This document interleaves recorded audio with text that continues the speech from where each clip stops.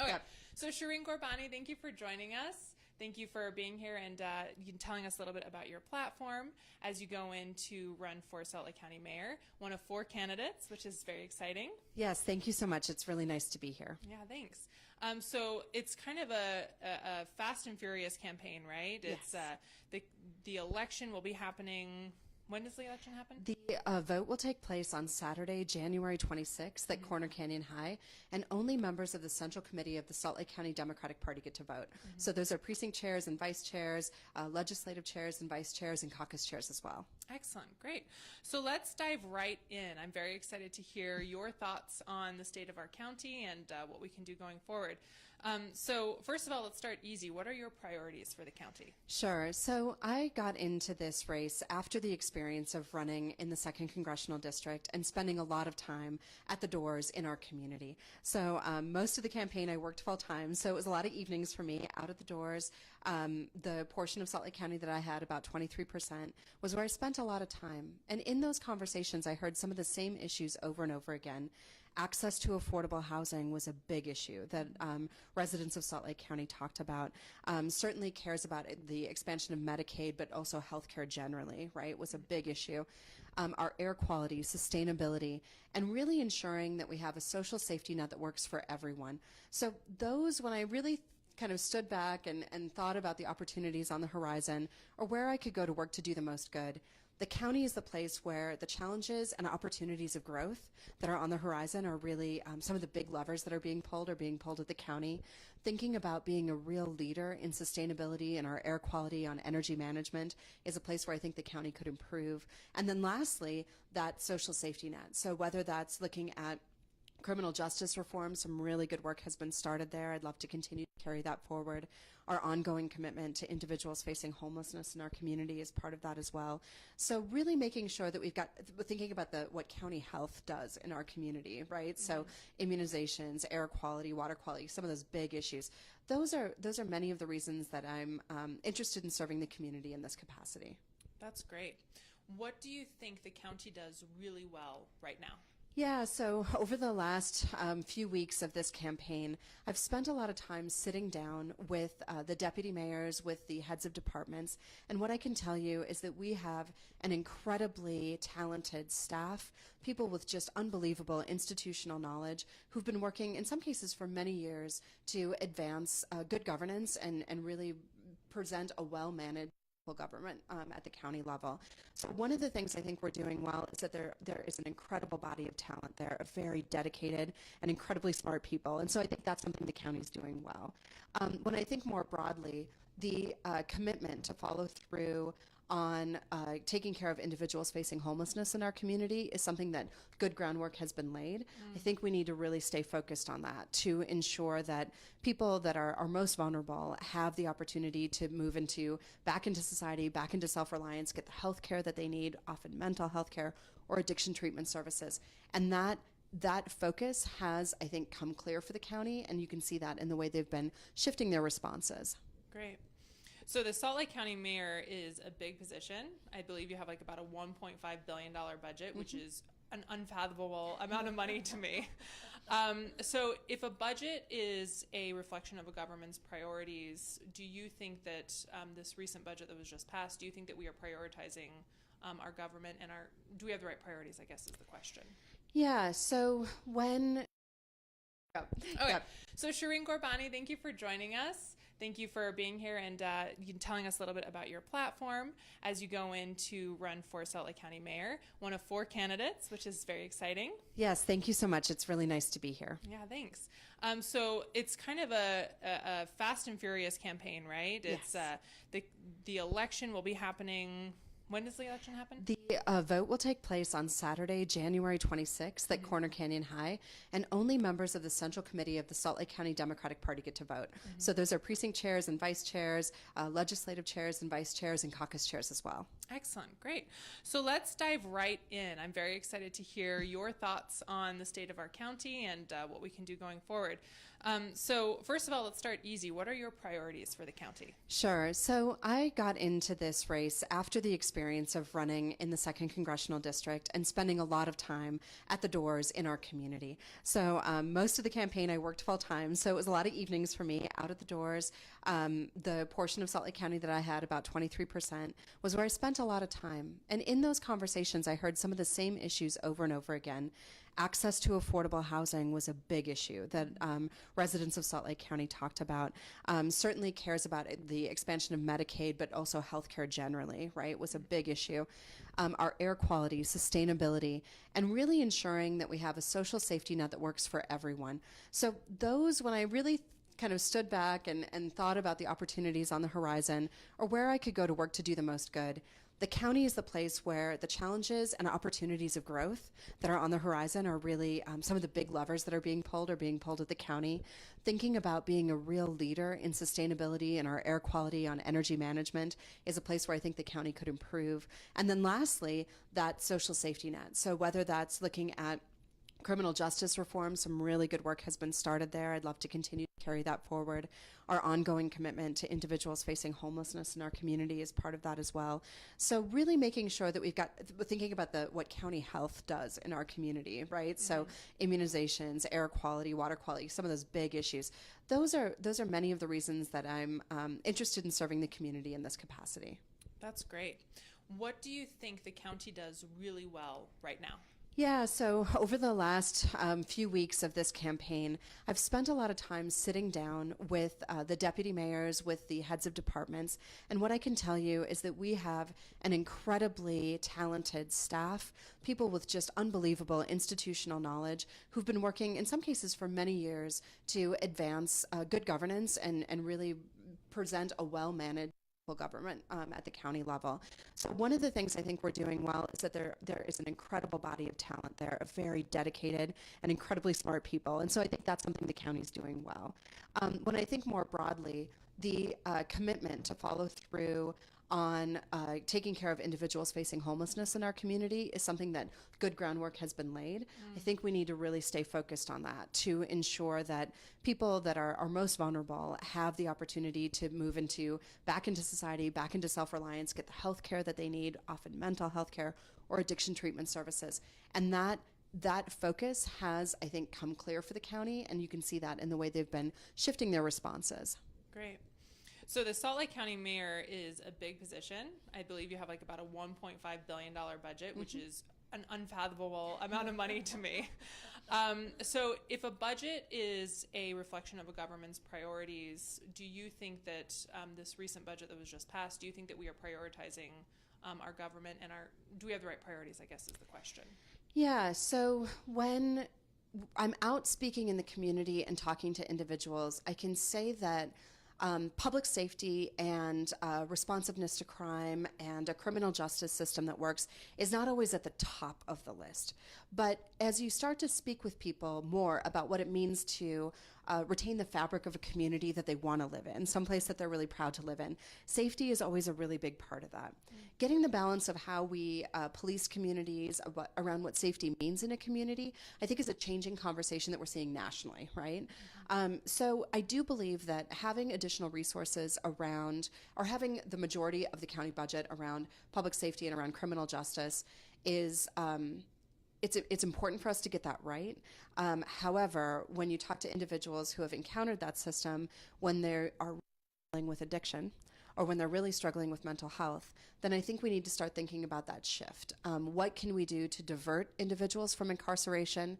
Where can we put resources so we keep people out of that pipeline when they really need access to health care or in many cases, mental health care or addiction treatment services? Yeah, and I believe it was, I think it was Amy Winder Newton, who is a councilwoman, who mentioned recently that about 70% of our budget goes towards criminal justice type services. Yeah. So it's very interesting, and my understanding is that that's a big part of what the Salt Lake County does. Is that correct? Yeah, so there are a number of big areas of activity at the county. I have a county recreation pass, so the rec centers are part of it, and they're, spread out throughout the entire county. The library system. I'm thinking about places like Abravanel Hall, right? Some of our art spaces are part of the county. Then we also have county health, which is a really big effort. And then thinking about all of the good work that happens from the different elected officials. There are 9 different elected bodies at the county. So, the recorder, the assessor, like all of those kinds of roles are also a big part of just good governance, just good county services. So, criminal justice and the jail and our police is certainly a very big part of that budget. But you get a lot of services from the county. And I think one thing the county could be doing better is telling the story of the services that we provide, that are provided. That's really interesting. That, of course, leads directly into my next question, which is, we do provide great services. The county does provide great services. That's libraries, art centers, trails. Yes. And so is there anything that you would want to add to that in terms of like a positive quality of life for residents? Yeah, so I want to just plug a few of the other really incredible programs that are already happening at the county. When we think about adult and aging services, we have an aging population, people who need that kind of connection. So I would say one of the biggest controversies that we've seen at the county level in the past year is the Olympia Hills development. Do you think that Ben McAdams did the right thing in vetoing that? This is something that I've heard a lot about as I've been talking to the Central Committee members and also just putting myself out there in the community. I held an open house out in Riverton this weekend. What we have to reckon with is that the population of Utah is going to double by 2050. We're talking about an additional, the approximate number is 630,000 residents coming to Salt Lake County. For that to happen, we have to address housing. And we talk a lot about affordable housing, right, which is housing that is responding to a need for the most vulnerable in our community. That's important, and that's something that we have to have shared responsibility for across the county, I believe. But housing affordability is that other piece of it. And that's, individuals, I can't tell you how many doors I knocked on, where families are living intergenerationally because they can't find homes. We have more people who want to buy homes than we have homes available on the market now. And we know, I think especially, I bought my first house, I can't even think of, maybe 7 years ago. Being able to buy a home is a big step for people to make, right? If we do not focus on housing affordability more broadly and continue to add to the inventory of homes, we aren't going to be able to respond to the kind of economic growth that we want here, that we want to see here, right?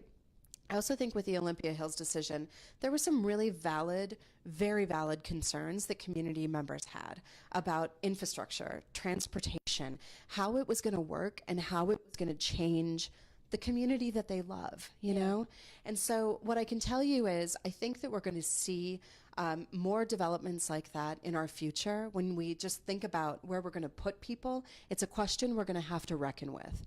What I can tell you is that if I have the honor of serving as the next Salt Lake County mayor, that I will be out there in the community, starting to build consensus, to build buy-in, to address the fears, and really deal with, somebody described it as grief, the grief that people feel around losing what they've always known, or what they've always defined their town as, or their, I grew up on a street that was surrounded by truly cornfields. And that's gone. It was gone by the time I graduated from high school. It's an entire housing development. No one came to my door when I was a kid or, to my mom's door to talk to us about what it would feel like to see those changes in our community. And I think it's incumbent upon our elected leaders to really be out there talking to people and helping to create a shared vision for what the future of Salt Lake County looks like. So I think those kinds of developments are developments that we are all going to have to reckon with. I think it's about creating public participation and having good comment periods and good feedback so that we can balance the need to and the desire to respond to the growth, the need to and desire to respond to housing needs, and the need for people to feel like their voices are being heard. Yeah. That's really interesting. I've never heard the grief bit before, but that makes a lot of sense. Yeah. Yeah. It's hard seeing things change. It's hard seeing things change. And if we don't make good decisions now, they're going to change in ways that aren't well managed. We're not going to be following good master plan. We're not going to be following, Yeah. good infrastructure practices. We're not going to be following good practices for open space if we're not thinking comprehensively about the growth that we're facing. That's interesting. So let's talk about, so you've already talked a lot about housing and kind of the shared vision for the future. Let's go back to, you mentioned homelessness earlier. Yeah. And specifically, what thoughts do you have on Operation Rio Grande? Yeah, so that was a very difficult decision. I know many people, of course, those who are facing homelessness, who have to sleep on our streets, are facing a really hard reality. I think when we look at the outcomes, there are a lot of questions to be had. One of the things that I'm committed to is to carrying through our commitment to the individuals facing homelessness and making sure that the right resources, really supportive resources, are in place. There's been a lot of good that came out of it. That Medicaid expansion was something that I think Operation Rio Grande forced the state to come to the table on, and that's important, and a lot of people got access to care, right? So that's a positive that came out of it.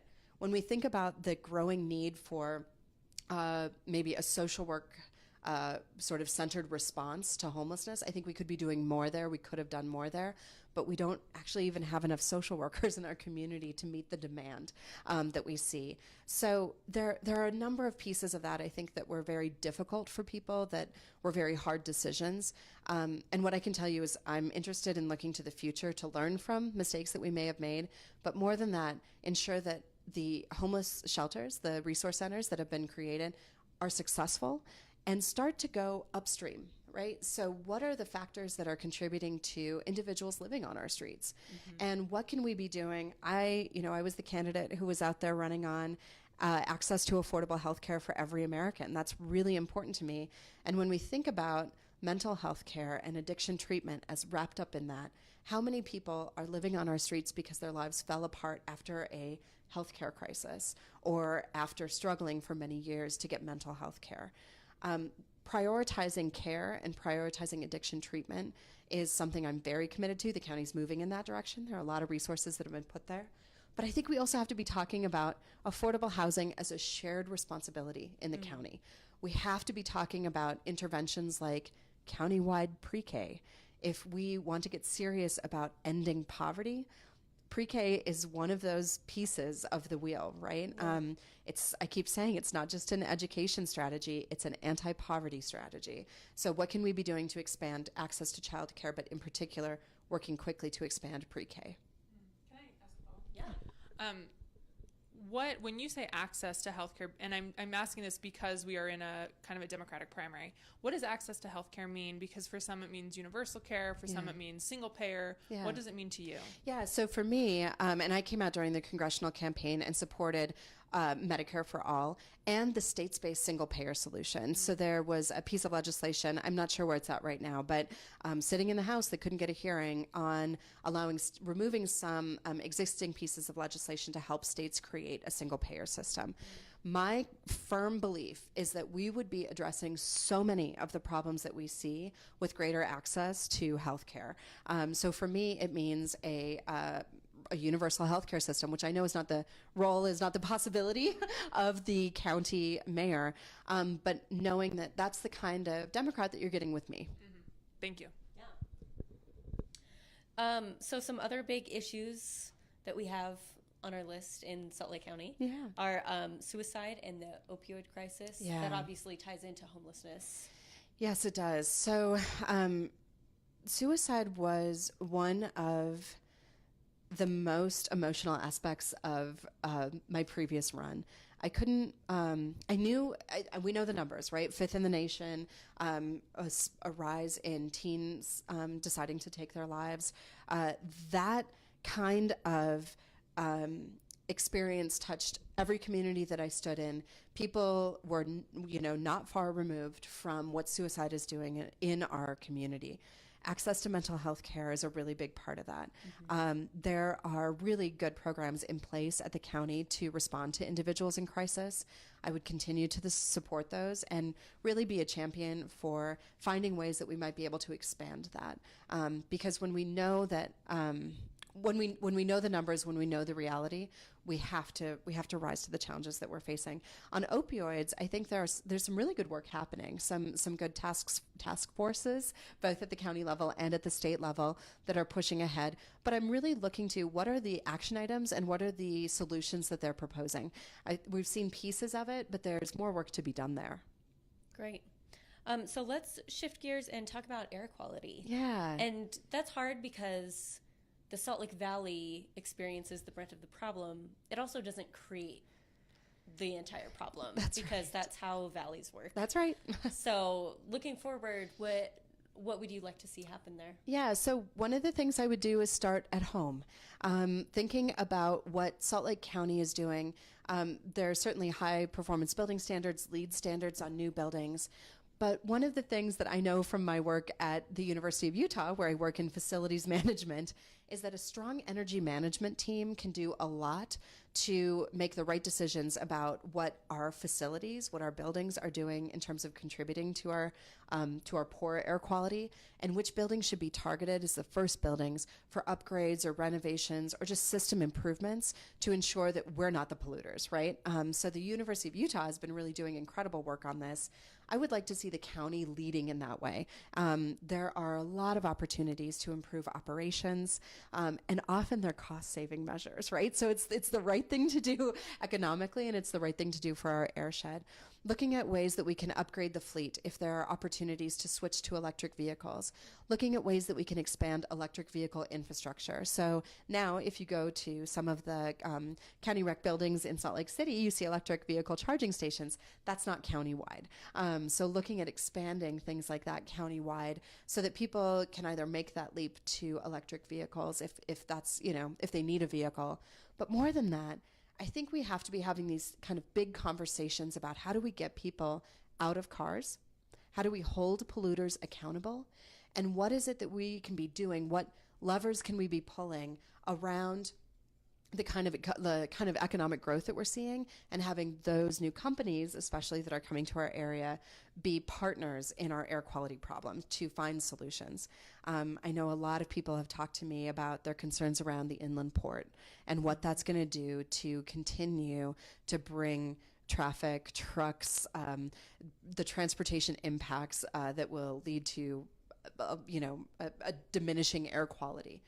We want the economic growth. We want the opportunities. I think we also need to ask those businesses and those companies to be partners in both monitoring and solutions on our air quality. Yeah.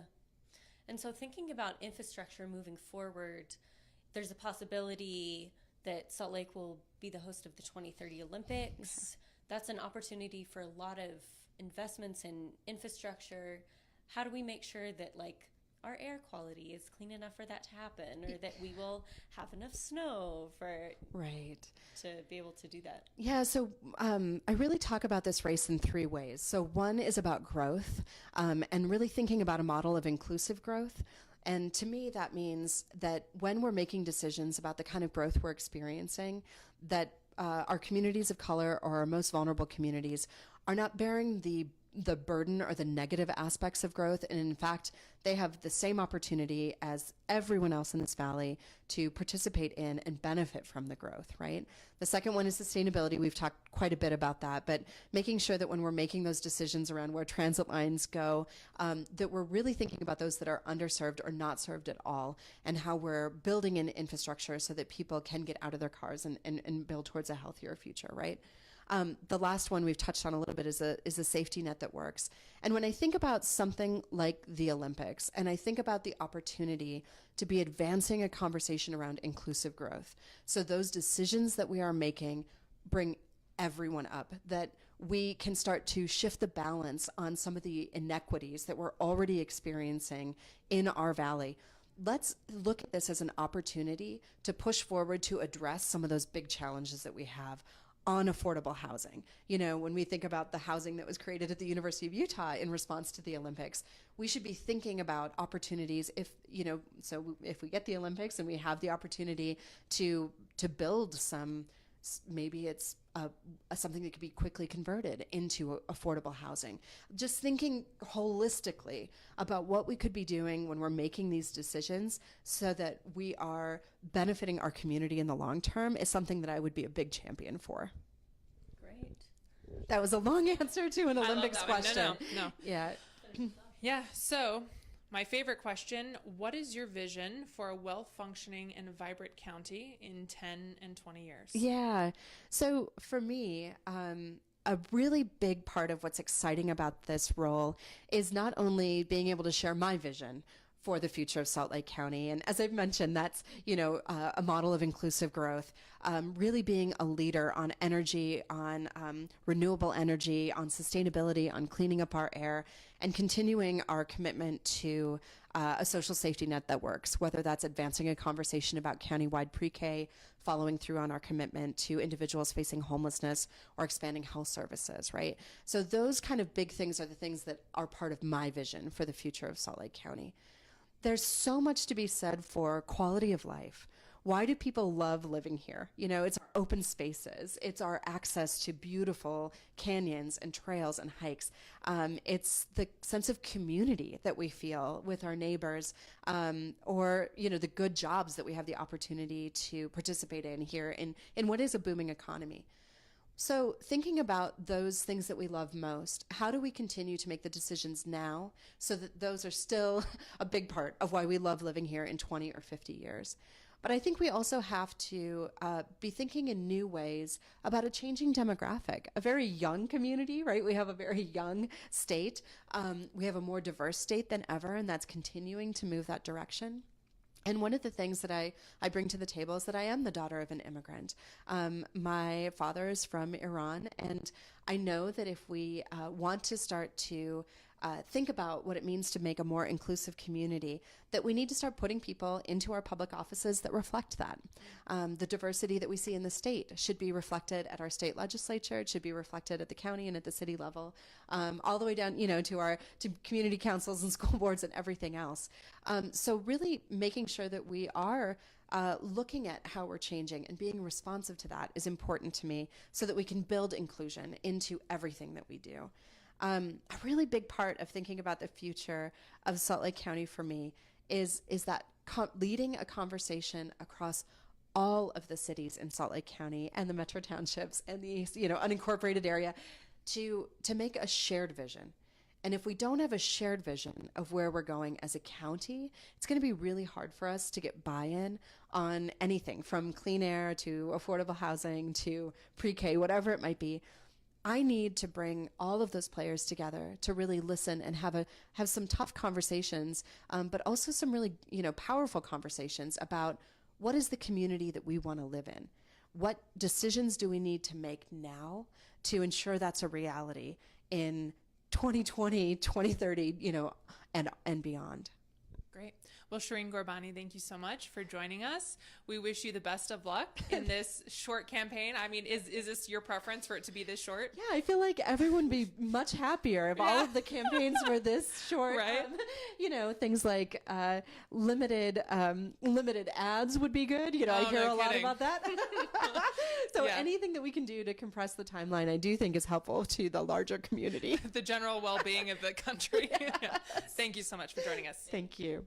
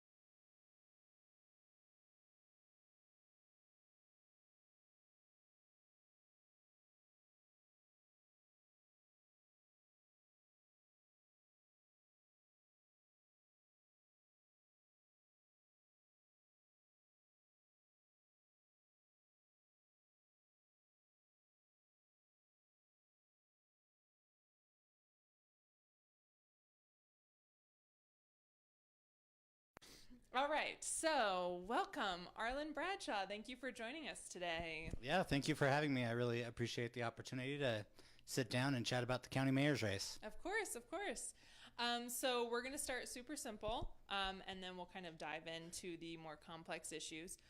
But what are your, especially because you're on the county council, what are your top priorities for the county? Absolutely. I'm running for county mayor because I believe I bring the type of experience that is needed to really hit the ground running, step right into the office, and be able to execute on my vision for the county. And a big part of that vision is providing strong regional leadership for the issues that our residents care most strongly about in Salt Lake County. So my top priorities that I would lead out on are, first of all, air quality. That is an obvious one, and one that our residents really care about, particularly this time of year when it is so visibly evident, even though it's an ongoing issue. I mean, we have air quality problems in the summer as well.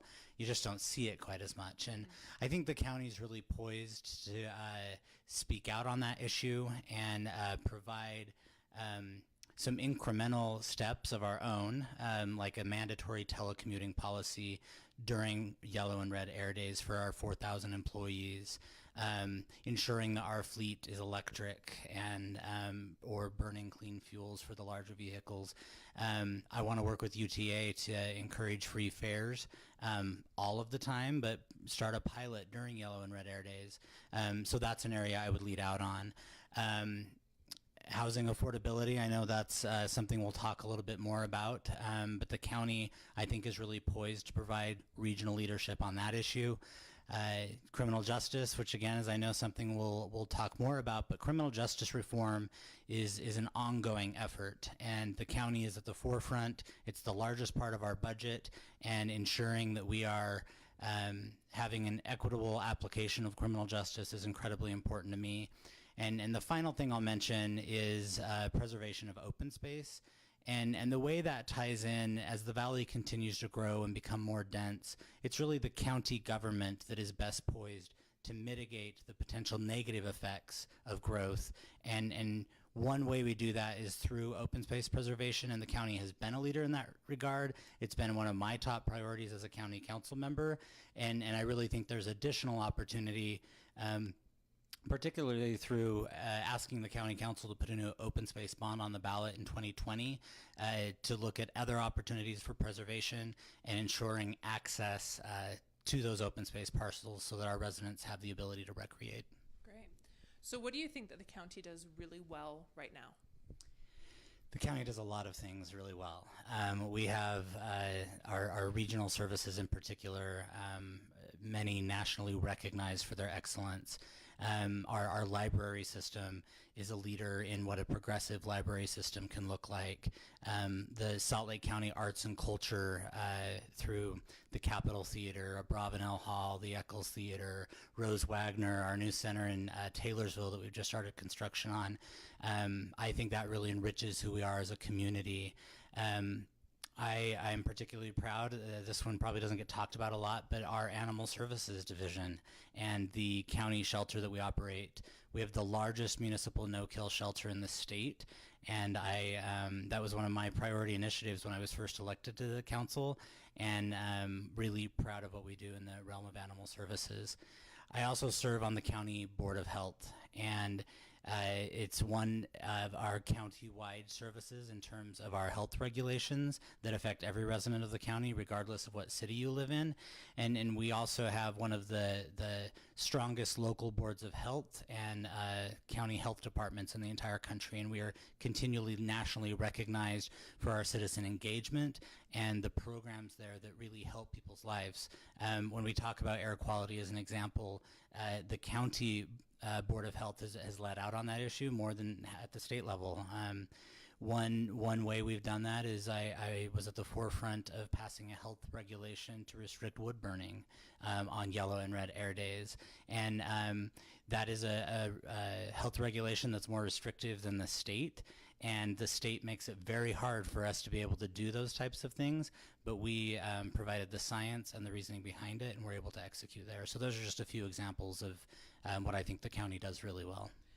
That's really interesting that you say that the state makes it harder for us to do that, because they insist that they're doing everything they possibly can to fix the air, but then in fact, in some ways, they're getting in the way of Salt Lake County doing what it needs to do. Yeah, on that particular issue, and any time that the local board of health wants to have a regulation that is viewed as more strict than the state, there are a series of requirements that we have to meet in order for that regulation to go into effect. And what those requirements largely consist of is doing additional research and providing a lot of additional background information, having additional hearings in order to prove to the state that this is a priority for Salt Lake County and one that is necessary for the health and well-being of our residents. Wow. Okay. But first off, hot take, do you think that Ben McAdams did the right thing in vetoing the Olympia Hills development? I do. I think it became very clear after the council's vote on that project that the county had failed in doing the type of outreach that was needed on an issue of that magnitude. You know, our planning department, of course, did their statutorily required notices and all of those things, but we should have done a better job of anticipating the reaction and misinformation that can get out on an issue like this. We should have worked very closely with the surrounding cities so that they understood the proposal, and in particularly the residents who are going to be most impacted. Following the veto, the county, we've actually gone through a really robust process of engagement with all of the various stakeholders, with the school district, the water district, the UDOT, UTA, and many more on what the impacts of all additional development in that part of the county look like, and specifically this parcel known as Olympia Hills. What the county was attempting to do there, we've adopted a new type of zoning called a planned community zone. And within that, it actually ensures that because it's such a large area, it will be developed in phases. And what this new type of zoning would require is that each phase go back through the planning commission process and have additional public input as it develops in phases. The problem was that within that planned community zone, there was an upper level of density. I think it was 7.5 units per acre that caused a lot of alarm because there was the perception that every acre within that 940-ish acres was going to be 7.5 units, and that wasn't the case. I mean, that would be almost more dense than Manhattan. But because we hadn't done our outreach properly, it did cause a lot of alarm. And this particular issue, though, because it was done as a veto, it does not have the mandatory moratorium time that a zone change request would have had if it had been voted down by the council. So this will be an ongoing issue that the new county mayor will have to wrestle with, and the county council as well. But I think through the outreach we've done since the veto, and having our planning staff meet with the developers and talk about what might be a more appropriate level of density, and identifying in advance where the more dense properties will be, is a much better approach. We've been having open houses throughout Harriman and South Jordan to explain what the project will be. That's not to say it won't still be controversial, but housing is going to be an ongoing crisis in this valley, and we have a lack of it, and we need to figure out, working with all of the municipal partners, how the county can provide stronger leadership in the area of affordable housing. And there are parts of this 940 acres where I think some more dense development is appropriate. The northern end is not that far from the terminus of the TRAX line that goes through Daybreak, so there is an opportunity for a strong connection with transit. As the Mountain View corridor is completed north to the 21st South Freeway, it will take pressure off the east-west arteries in that part of the county, and all of that plays into how we develop that area of the county. And as mayor, my commitment is to always be open and honest and proactive in speaking with the residents and working with the surrounding municipalities, because in general, the county mayor needs to ensure that we are working with our city partners to make good decisions for the region. And this is just one example where we should have done it better from the beginning. Yeah. So let's talk a little bit more about your views on housing. You've already brought up that there's a housing crisis, there's not enough housing. There's also a housing affordability crisis. So what would your plan be to alleviate some of the burdens on? Yeah, well, lack of housing contributes to the lack of affordability. I mean, that's all interrelated. And one thing that currently does not exist and absolutely should, and that, again, the county mayor needs to provide leadership on this issue. I want to work with our municipal partners to develop a comprehensive county-wide master plan for housing. That currently does not exist. Every city has its own master plan on how they intend to develop. But a lot of municipalities are making decisions in a competitive manner because they want to ensure they have the commercial tax base and not necessarily just the beds, right? And we need to be more collaborative in the way the cities work together and get commitments from, Draper to Harriman to Salt Lake City on what is appropriate in each community, how can we support one another. And, centralized planning is probably too strong of a word for how we make those decisions, but just ensuring that we have the collaboration that's necessary so that we can diversify the types of housing, diversify the housing stock throughout the valley is really the only way to solve the problem. It's not just a Salt Lake City issue. It's not just something for the north end of the county. The south end of the county is going to participate in that as well. And what has to be recognized is clearly a lot of this pressure is because of the growth we are experiencing, but 2/3 of that growth are our own kids. It's natural growth. It's not a bunch of Californians moving in and changing our way of life, which That's always the fear. Yeah, it's we're all so scared of I California. lie awake every night. Which I personally like California, so I know some great Californians that have come here, but it is. Yeah, so there you go. But unless all of our families, if you are a parent and you want your children to have the opportunity to purchase their own home at some point and not live in your own basement till they're 40, we have to accept that this valley is changing. Part of that is accepting that more dense housing throughout the county has to be viewed as appropriate. And those are going to be tough decisions, and we've seen Olympia Hills and in Holiday where that became a real flashpoint for residents. But continued education and outreach are how we overcome those barriers, and of course making sure that whatever is being developed is appropriate for the community. But without taking really proactive steps in that collaboration throughout the county, we're not going to solve the problem. So a couple of somewhat specific points. Each city that participates in economic development through the use of their property tax incentive, which is every city, state law requires them to set aside money within those community redevelopment areas for housing. And one thing I would like to see, right now they don't have to spend that money within their own city or within that project area.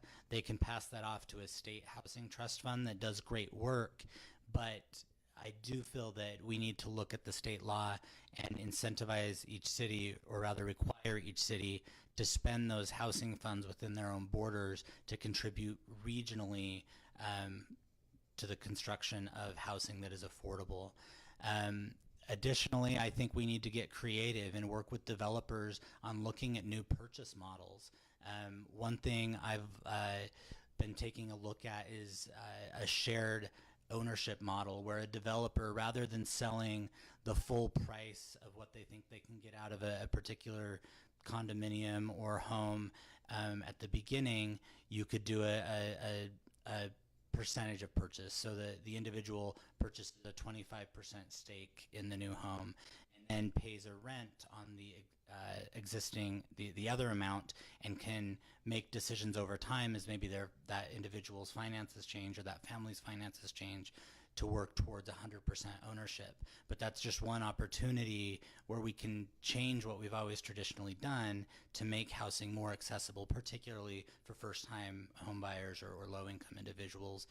We, of course, also need to look at foreclosures. And even in 2018 or 2019 now, a decade after the Great Recession, we still have 100 foreclosures a month in Salt Lake County.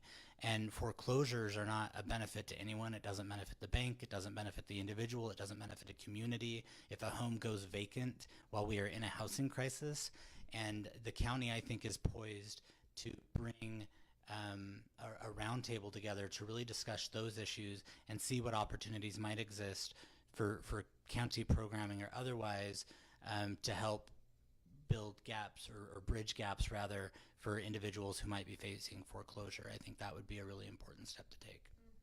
Let's switch gears and talk about homelessness. That, I guess, ties into the affordable housing crisis, but homelessness is on the rise in Utah. What thoughts do you have about that, and specifically about Operation Rio Grande? Well, yeah, I mean, homelessness is an issue that I care deeply about as an elected official. It's something that the county has been more involved in the past couple of years, directly involved in terms of the siting of one of the new resource centers. So the scattered site approach, which is currently being implemented, meaning we're constructing 3 new homeless resource centers to provide services in divergent areas.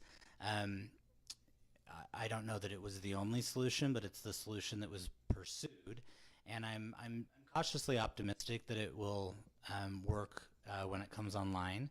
The resource centers themselves, of course, are owned and operated by non-county entities. These aren't county homeless resource centers. But the county does participate in the service delivery for those individuals. In particular, the concept is that for every individual that walks into one of these centers who is experiencing homelessness, we have a stronger nexus between the services that are available and provided to those individuals, and that they receive more direct individual kind of analysis of what brought that individual into homelessness and what resources are available to help them exit homelessness. And that's where the county is really poised, I think, to when I talk about our opportunities to expand mental and behavioral health services. Clearly not everyone needs those particular services, but ensuring that we are meeting the demand of individuals who might need them that are entering the homeless resource centers, that's particularly important. You asked about Operation Rio Grande. I have some criticisms about how it was executed.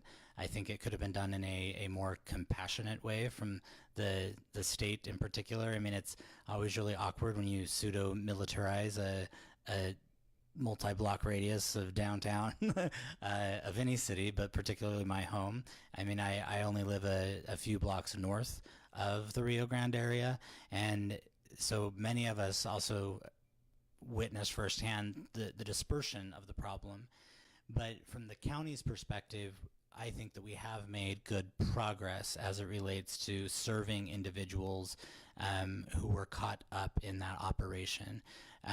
We've done that most aggressively through the creation of a new drug court called Rio Grande Court, which individuals who the state arrested in that area were able to be connected with this diversion court programming. And so back in November, the first individuals who went through that program, who went through the Rio Grande Court, graduated. I think it was 33 altogether. And those were 33 people who I was able to visit with firsthand and hear how the operation changed their lives in a positive manner. And so there are success stories from this operation that I think we need to be aware of, and that people's lives have been improved. In particular, another area that the county has been successful is connecting individuals throughout the Rio Grande area, almost 4,000 actually, to the state's TAM program, which was the Medicaid program that was available, is still available, but was put in place before full expansion. And TAM is great because it ensures an individual can access Medicaid coverage for 12 months. Traditional Medicaid, actually, you're kind of going through a monthly analysis on if you're still available, but TAM, through the county's outreach, connected 4,000 individuals through the various aspects of Operation Rio Grande to health coverage that they weren't accessing before. And so I think that was a win. And it's those types of opportunities to help people's lives improve where I think we did well. But of course, we always need to approach these decisions in the most compassionate manner possible. And that's where I think that we potentially misstepped a little bit in the way it was initially executed. Okay. So let's talk about suicide and the opioid crisis in Utah. Well, specifically in Salt Lake City. Yeah, well, suicide, what's great about the question is that the question is being asked, because it's been prevalent in our community for some time. We've been higher than the national average, and that continues to increase. So it's important that we continue conversations about why that is occurring. Just this last weekend, I participated in a forum that the Stonewall Democrats had on this topic in trying to seek solutions and figure out how, as a community, can we address this particular crisis.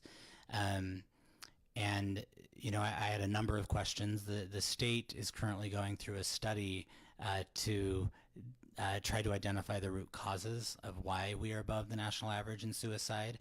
I'm very anxious to see the final results of that study, because once we address the true root causes, we'll start to see that go down. But I think there are, of course, a peer-reviewed study aside, there are obvious things that we know cause at least some people who have either been in a situation where they've considered suicide and have been willing to share that, in particular with our LGBTQ community.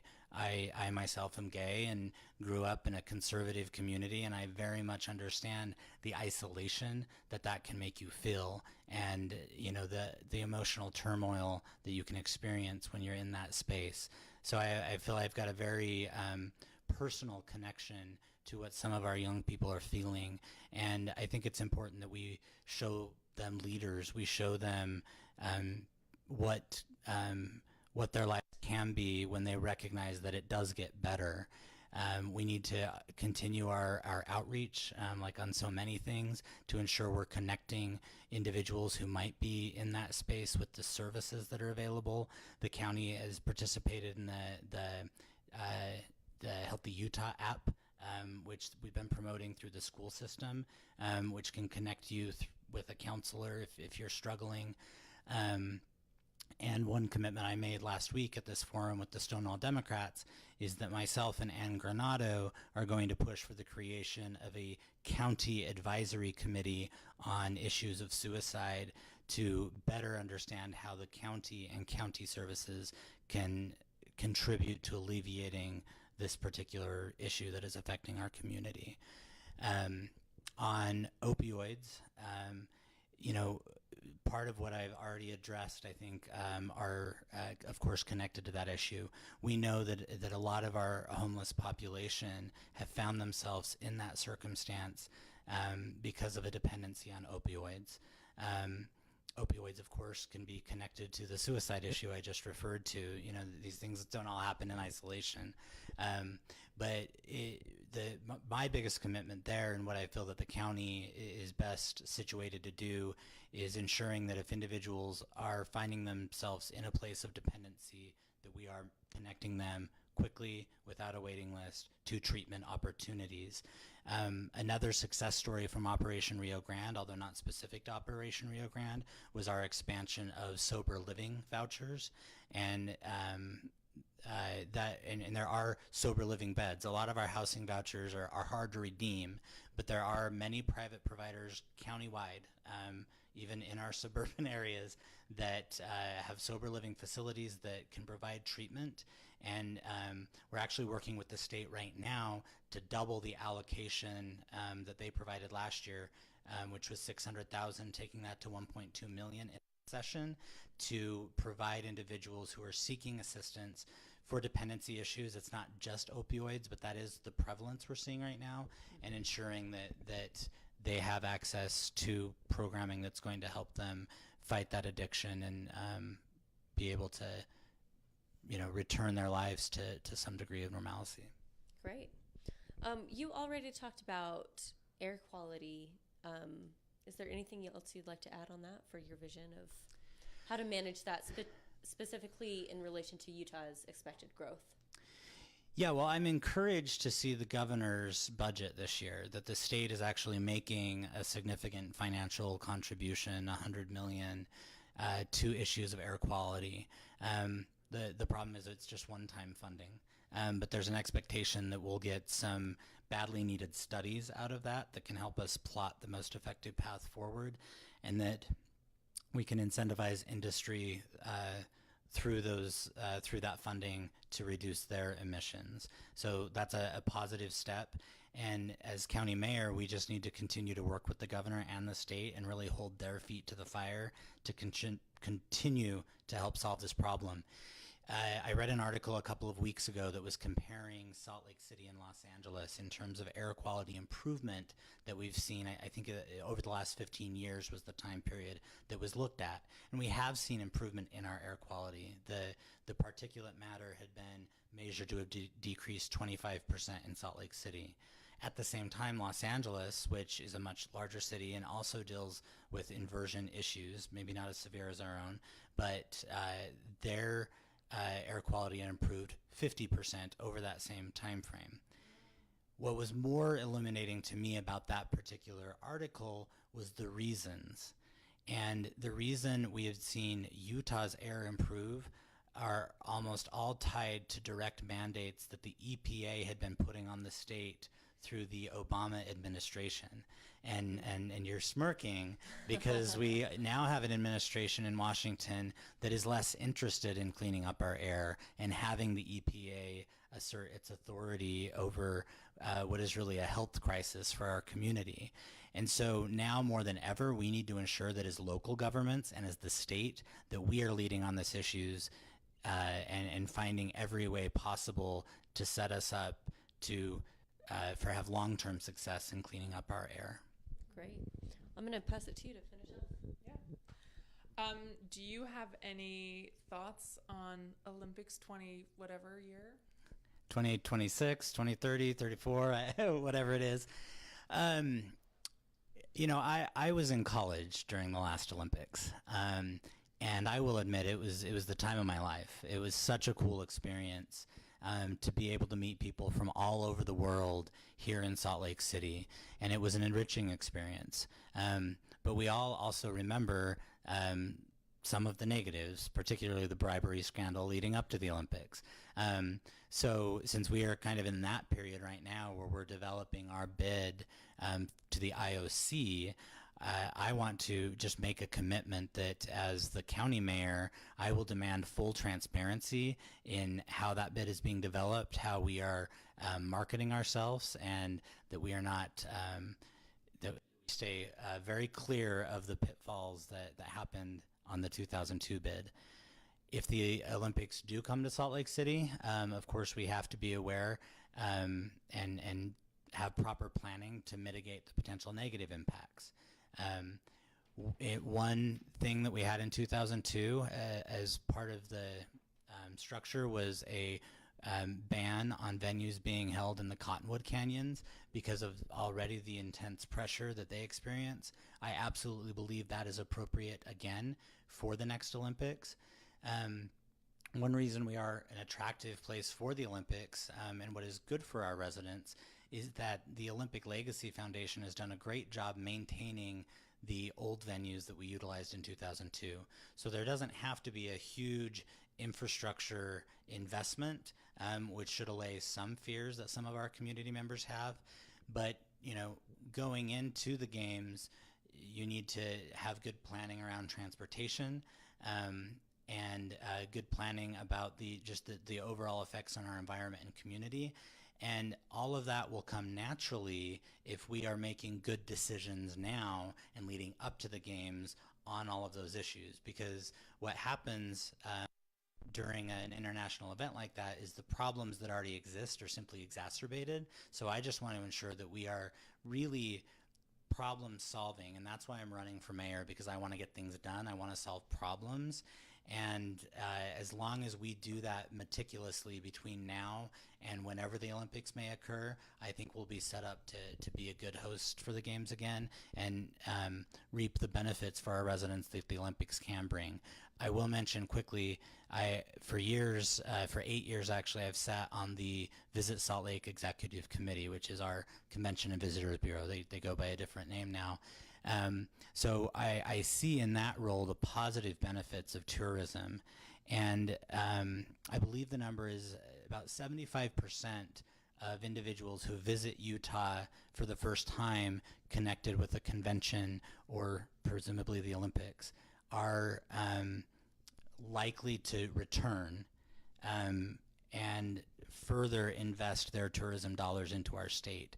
And that is a huge benefit to the county budget, to the state budget, and to our community, because they come here, they spend time here, they contribute to our tax base, but then they don't expect us to educate their children, and they don't expect us to provide them with health care and all of the other things that we do provide for our own residents. So that benefit is tangible, and I think we need to recognize that that's why we would want the Olympics to come back, is because of those positive attributes. But good planning is really critical to ensuring that we don't have a negative experience. Great. All right, my last and favorite question. What is your vision for a well-functioning and vibrant county in 20 and 30 years? Are those two different time frames, or just, well, just or like, just in the future? Like either one, the future. Yeah, absolutely. Well, my vision of Salt Lake County is one where we have clean air, where we continue to have clean water, where we have mass transit that is accessible and convenient and that people utilize.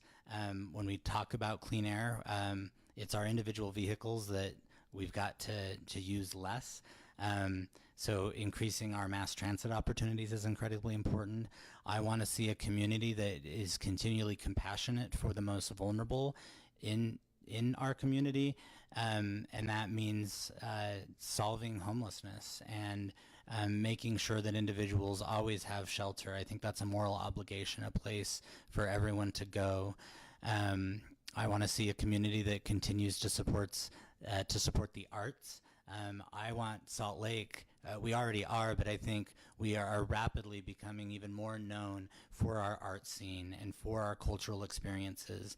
And if you live in the Mountain West, you're aware of that, but I want to see us on a regional level really assume that mantle, that we are a great and vibrant community that is welcoming to all.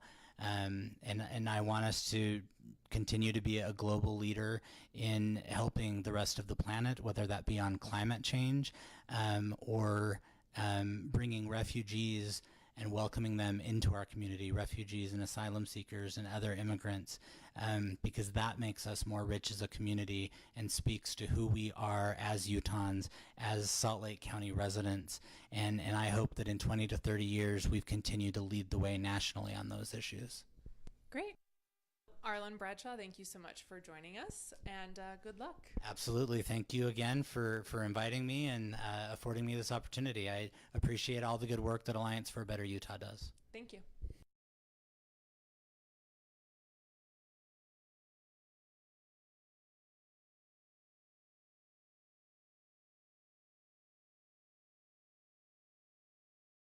Okay, so Jenny Wilson, thank you so much for joining us today to talk about your run for county mayor. Short campaign, which is exciting in some ways, right? Oh, it's incredibly exciting. I was sharing that we've been out talking to Central Committee members. We've been knocking on doors even. Mm-hmm. Who would have thought, right? And we're out there in January engaging with people. And phone calls, emails, conversations, meeting people for a beverage, a coffee, lunch, I mean, whatever. And it's been fun. Great, great. So let's start easy. What are your top priorities for the county? That is not an easy question. It should be, but the county has such a broad portfolio that it's really hard to narrow down. But I'll tell you, this morning I was working on Medicaid expansion as a county council member. I will work on that issue regardless. I'm running to win. I hope I win, but I have been working with our lobbying team. I passed a resolution. I introduced and our council passed a resolution to support a full Medicaid expansion. That's what's on my mind today and will be on my mind, I think, the minute I'm sworn in. And I think, air quality is what I hear that people are most interested in from the Central Committee position. And it's a concern for everybody in this valley, especially those with asthma. We know that pregnant women are more likely to have a miscarriage when the air's bad.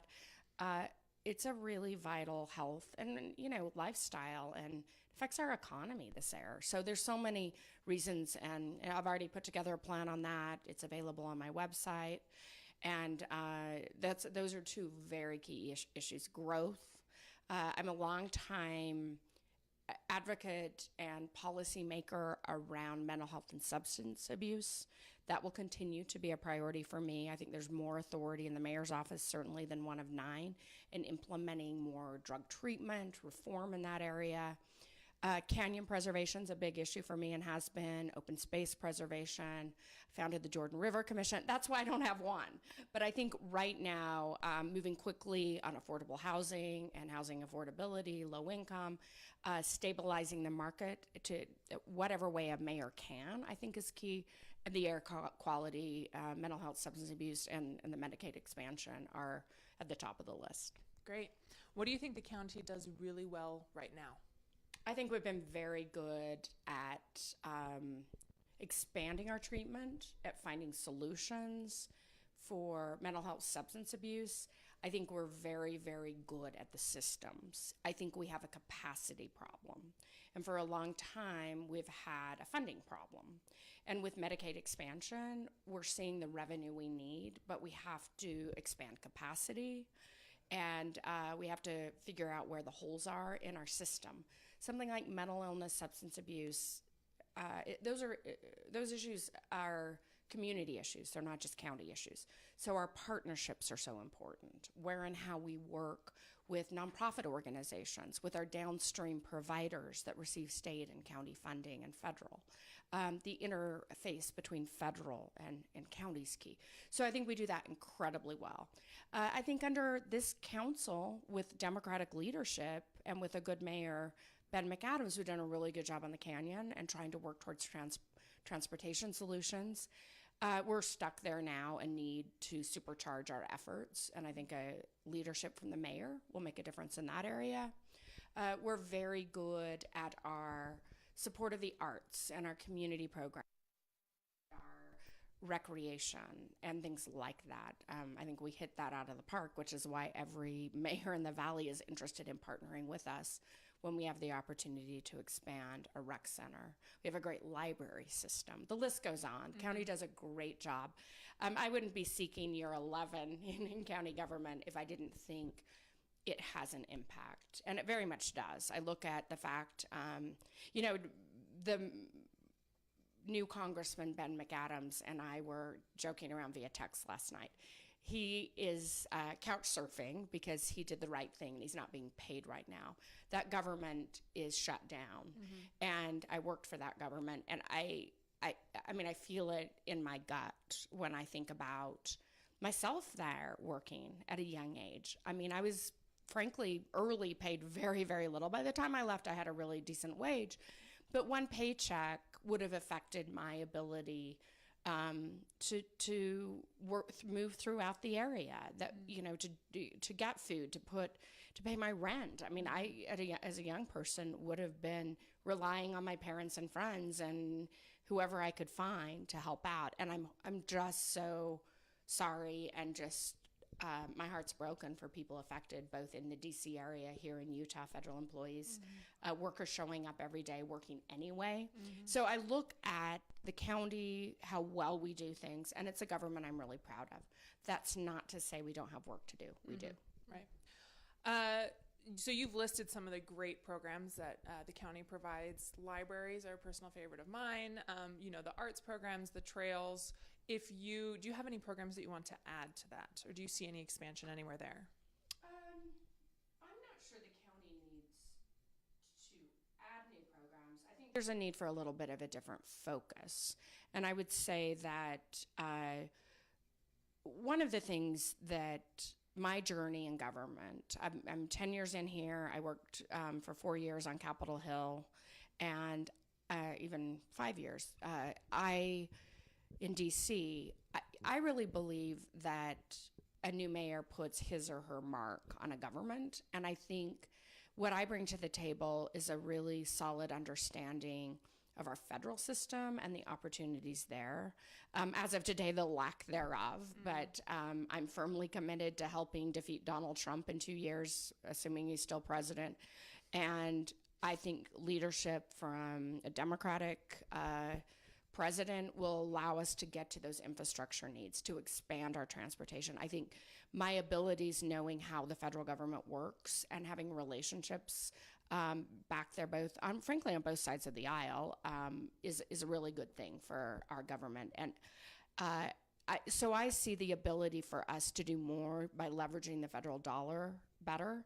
Medicaid expansion is huge to me because we've been turning our money away to other states. And I have already mentioned my focus on mental health, substance abuse, and health, and I think that inflow is key.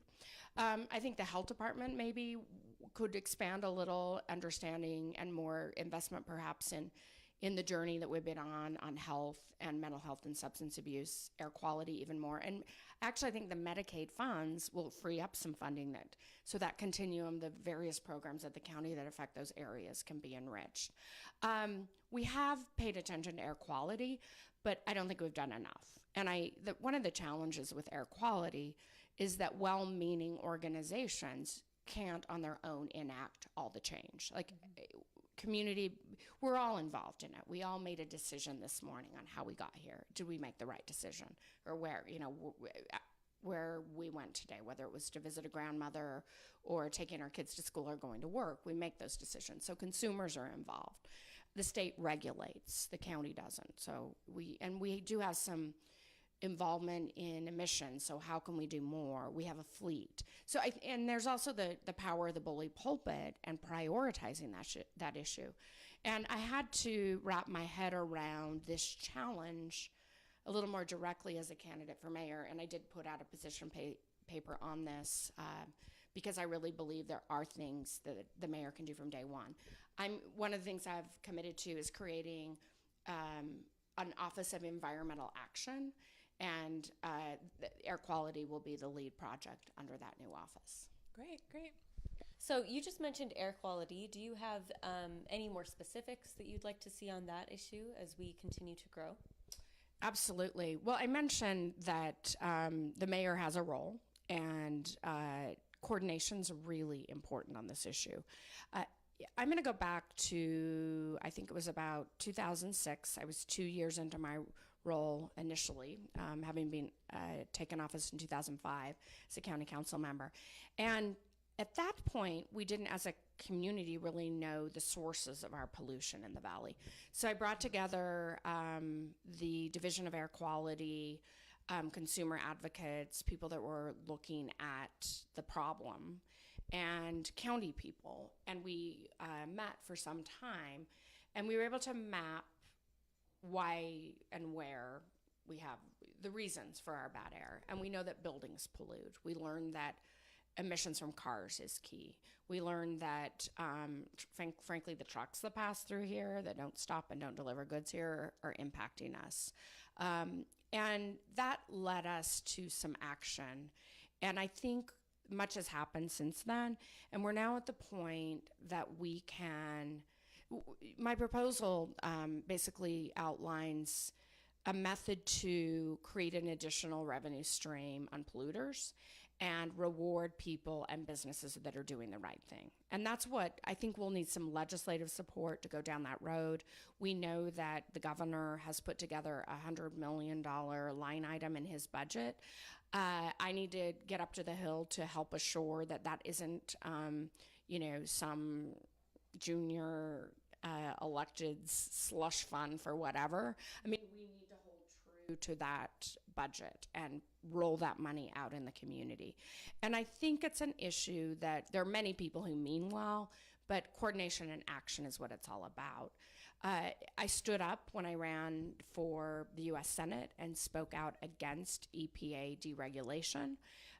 Our air quality, if we're to take a step back because the state says all of a sudden, oh, we can, oh, guess what? Under the Trump EPA, we can allow our tailpipes to be dirtier in this valley. Then a day like today gets worse, right? We don't want that to happen. So I think that we have to fight right now, even as leaders in the community, to make sure that the work that we do now, it remains in place regardless if the federal government loosens up on those standards. Those are under review right now. And of course, I'm surprised Donald Trump didn't tweet on it this morning and say, go car companies, they're spending too much money on assuring. I mean, it's so insane, as we all know. And I think that the industry has been voluntarily sometimes, but more likely by regulation, making cars cleaner. So that's helped. We at Salt Lake County work towards a clean fleet in everything we do. I've worked to better understand technology and change. And there's things like hydrogen fuel cell technology. Well, that may not be always so practical for a car, but like the industry's changing and big trucks could operate with no emissions. We look at other sources now where electric can be rolled out with bigger, machinery and such. Making sure that Salt Lake County is on the cutting edge of technology, I think is really, really key, and that we invest. When I was elected in 2005, I was the first to put in LEED standards at Salt Lake County, so our buildings are clean.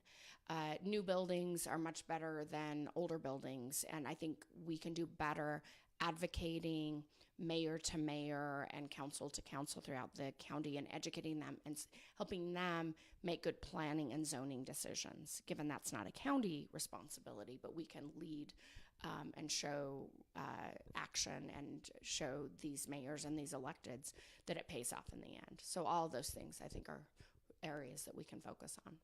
Great. So let's switch gears and talk about housing. That's another big issue. It will be a big issue this legislative session, and it's a big issue in the county, our affordable housing crisis. Can you speak to that? Well, I think that we're, as a community, engaged on that issue now, much more so than even a year ago. And there's work to be done at Salt Lake County on it.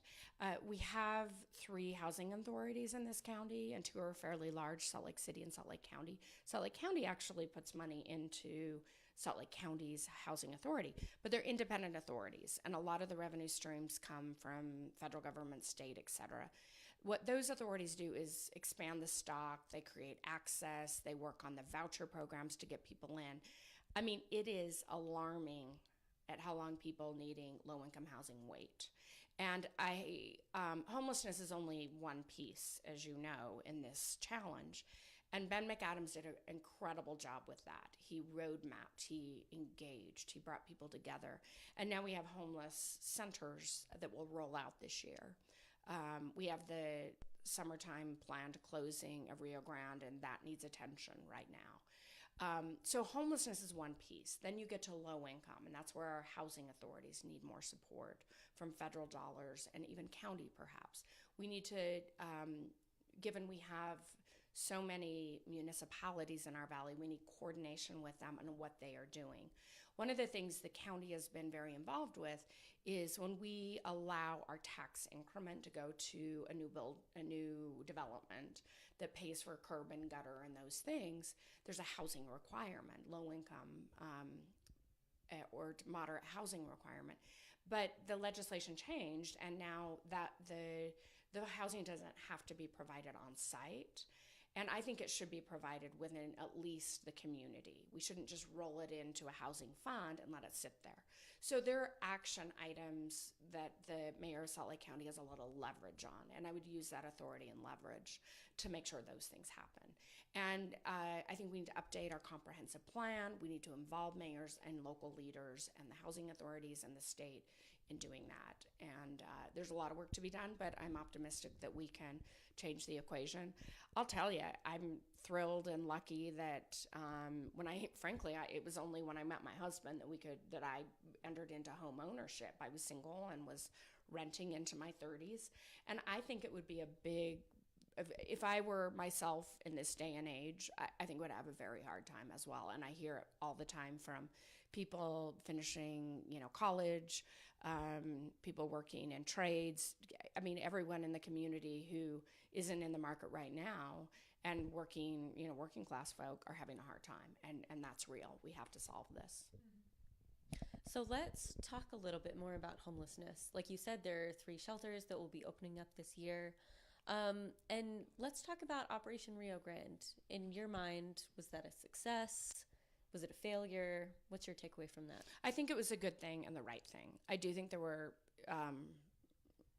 it wasn't rolled out in a perfect manner. I think I would have liked more coordination with the ACLU. I'll be honest, that was a program that was very much the planning team I didn't serve on. It was a system created with a lot of influence from Salt Lake County under the mayor's office, and the council did take a hand at funding some of the programs, including the jail expansion, which allowed, once the program went into effect, people who were picked up on who had felons or who were convicted or who were charged with had warrants, is what I'm trying to say, or were a threat, were put behind bars, and those who refused treatment, if they were using, were also jailed temporarily. So I think that needed to be done, and I back up my decision along with my colleagues on the county council to support it. I think I would have liked to have seen more involvement with the ACLU, a better understanding of impacts, but I do think we were breaking apart an open drug market, and that had to be done for the sake of the downtown community and for our communities as a whole. So I'm optimistic that we can get the bugs out of the system. I think there's a lot of work to be done for years with the new system, with the change of the downtown facility and the opening of the new facilities. And again, Medicaid expansion will help to a certain degree get people into treatment. And we need to continue removing people who are allowed to sleep on in areas that are public space. I mean, those are things that we should not have an aggressive law enforcement working, that we should be solving the problem, not relocating people. I can tell you many communities, and I hear it even from people statewide, say, oh, that population landed in my backyard. Well, I think that there might be additional impacts, but there are a lot of things that are creating those impacts. One of them is the opioid crisis. We continue to suffer from that in our community. And there are other impacts. So I think, it could be argued, and I think it's a valid argument for people from Salt Lake City to say, hey, wait a minute, those people ended up coming downtown for various reasons. So I do think we need to continue solving problems, having conversations, dedicating resources in as deliberate a way as was put into the creation of Operation Rio Grande. Can we pause for just a second? Yeah.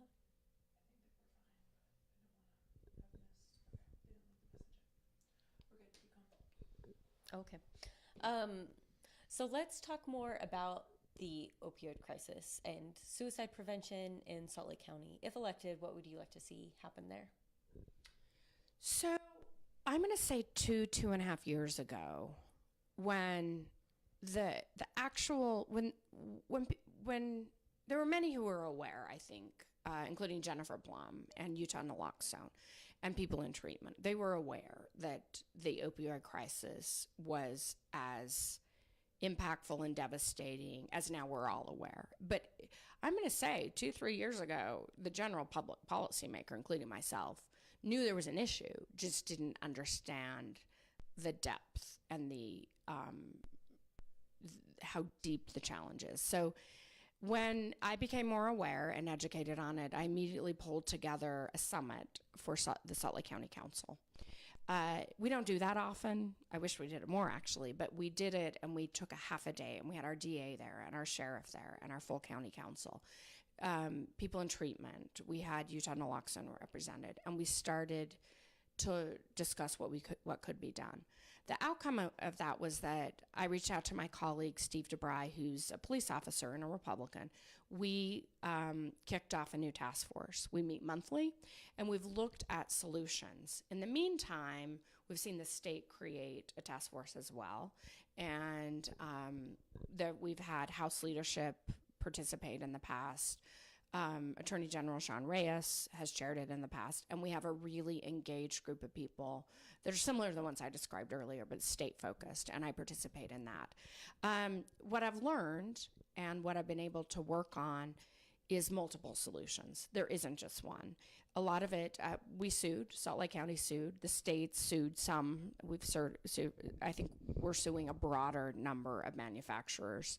And that's based on a direct knowledge that these drugs are deadly, that opioids kill, and that knowledge, and that in many communities that the drug companies had awareness that they were being pushed for criminal intent.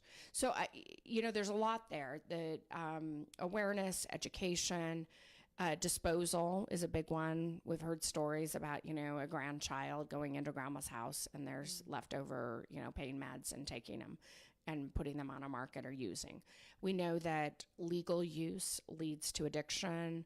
Not always, but it can, and that it ultimately the respiratory system is affected, and that's why these drugs are so deadly.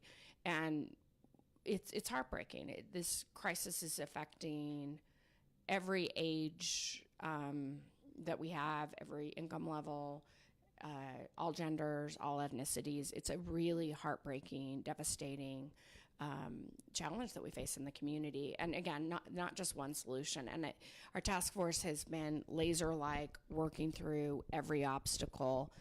Once again, understanding that there is no one solution and that Salt Lake County can't do it all. So there's a possibility that Salt Lake could host the Olympics in 2026, 2030. So if that happens, that would bring a lot of people into the state.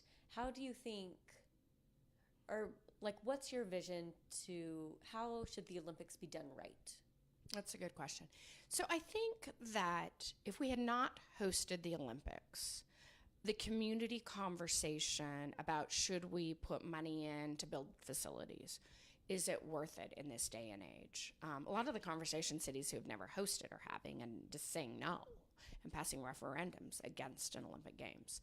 Because we built the facilities, they're there, and we know that we won't go in the red as a community, I'm all for doing it again because I think the benefit outweighs the cost. And I was senior staff on the Olympic team. I worked there for about 2.5 years going into the games and for a little bit after to shut down.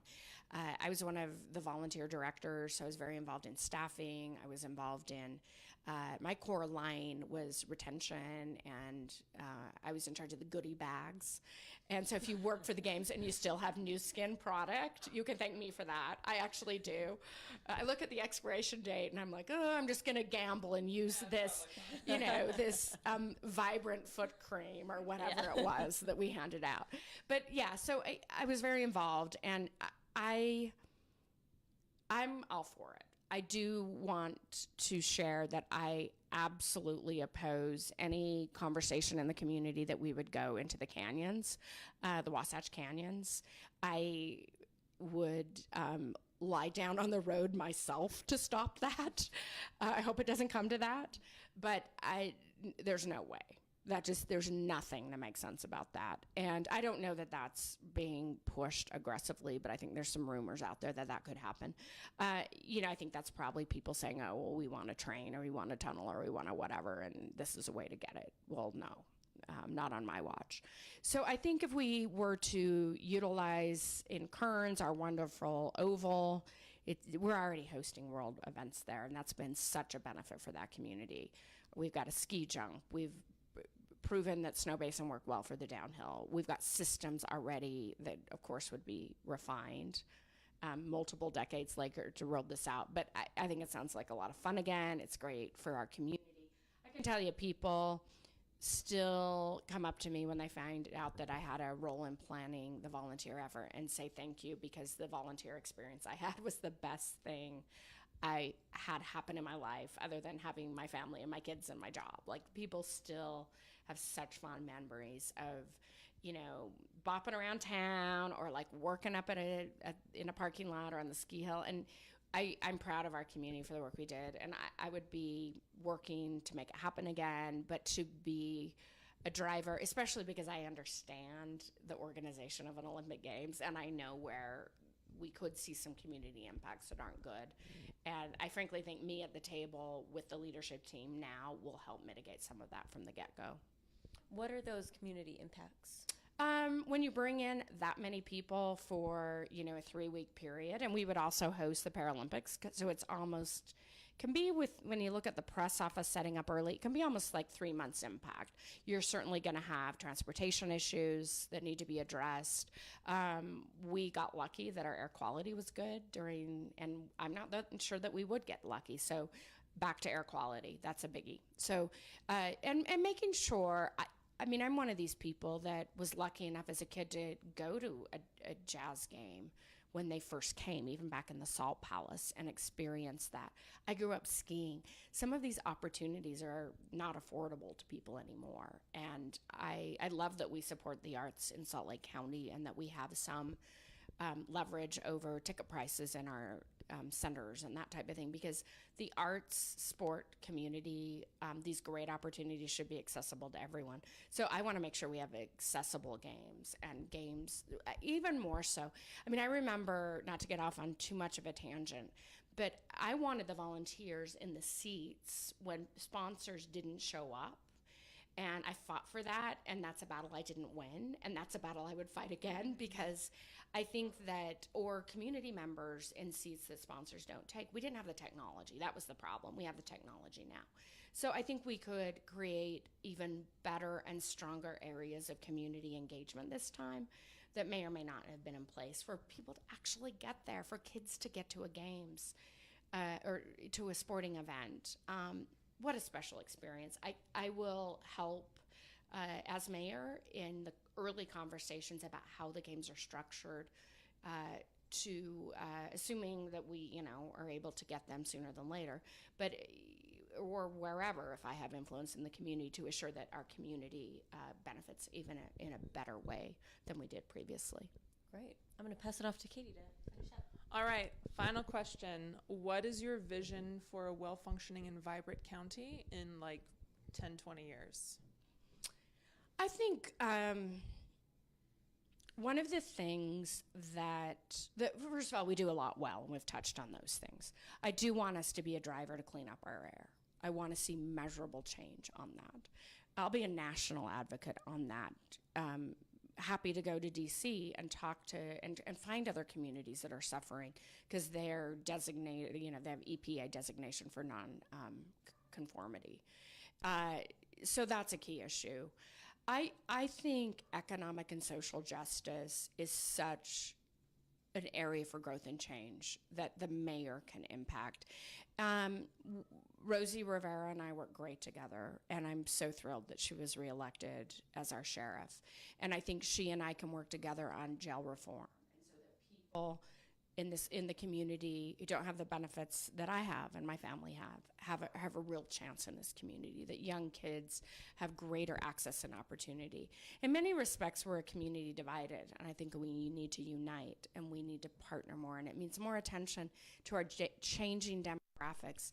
And economic justice is a really important thing to me because, you know, you've already touched on home ownership and housing affordability, and I really believe that there are barriers that local government can help change to get us to better access to what used to be available to us all when we were a smaller community. I mean, it's interesting. I'm 53 years old. I've worked in government much of my life. Again, I work for the games, what have you. But I've seen the community. You know, we've got better restaurants. We've got better arts options. We've got many things that are more accessible to people. But there's certain people who can't access those opportunities, and I really want to work on that. And I want my kids basically to have the great opportunities that I had, and their children to have the childhood they're having and I had, and have the benefits for future generations, because this is such a special county. Access to recreation, a good economy, a diversified economy. I just don't want anybody left behind, and that's my lens, and that's what I want to work on. Great. Well, Jenny Wilson, thank you so much for being here with us today, and good luck on the next 9 days. Countdown. Yeah, countdown. Thanks.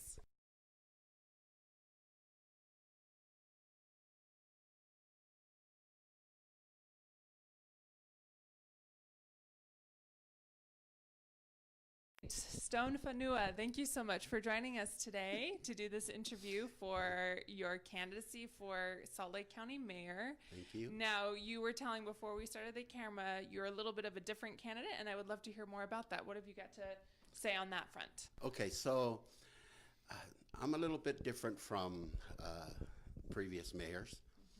I want to run the mayor's position as a legislation, using finding legislation to solve the problems. I see here on your questions, what are you going to do about housing? What are you going to do about homeless? What are you going to do about all this stuff? My job is to make legislation and find programs and create programs and innovate programs that will serve the purpose of the people. My deputy mayor can do the status quo. You know, he can run everything, because if something ever happens to me, the county will still be running smooth. Everything that you said, the county's doing good, but they don't have the funding for the housing. They don't have the funding for the school. School teachers and county police are working 2-3 jobs just to make ends meet. That's my job, find funding so they don't have to do that and not to use taxpayers' money. I have programs that I have created for that situation, and that's what I'm going to do when I get into office, is that I'm going to ask the commissioners, the Salt Lake County commissioners and The Salt Lake County Council? council, and I'm going to ask what is it that you need? I will go find the funding. I will go do the legislation. I will, whatever it takes for me to get the funding to get it in there. So the housing will be funded. Everything will be funded, but not using taxpayers' money.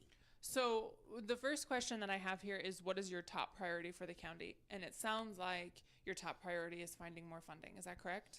Yes. Great. And so you said you think that the county, the programs that it has now, that you think the county does that well? That's the next question on my list. So what does the county do well? And you think we're pretty good right now? I think everything the county's doing is good. Great. My job is prepare the next generation. There's going to be a shutdown on Shopko.